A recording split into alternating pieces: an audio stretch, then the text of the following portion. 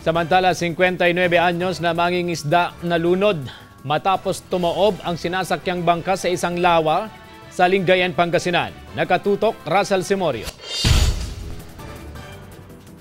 Labis na nangungulila si Aling Victoria matapos malunod ang kanyang asawa. Palutang-lutang na nang matagpuan sa lawa na sakop ng barangay Malimpok, Lingayen, Pangasinan ng 59 anyos na biktimang si Mario Zacarias. Kwento ng mga kaanak, nagpaalam ang biktima na mangingisda gamit ang kanyang bangka para may pangulam. Biglaan naman eh.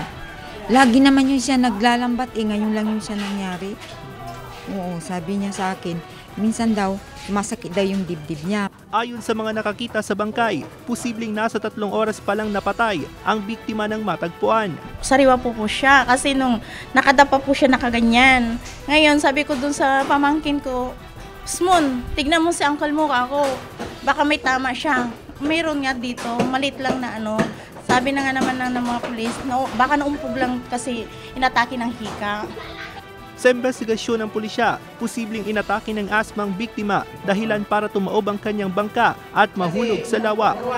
Walang nakikitang foul play sa insidente, pero isa sa ilalim pa rin sa autopsy ang bangkay ng biktima. May asma nga yung may sakit na asma yan, kaya yung relatives mismo sir ang nagsabi na ganun na may asma nga, kaya malaking possibility.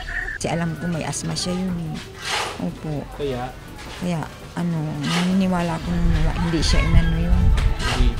Oo, hindi sinaktan. Kasi dito lang yung niya, yung galos niya dito. Kasama si Daryl Peralta, ako si Russell Simorio, naghahatid ng Balitang Amyanan.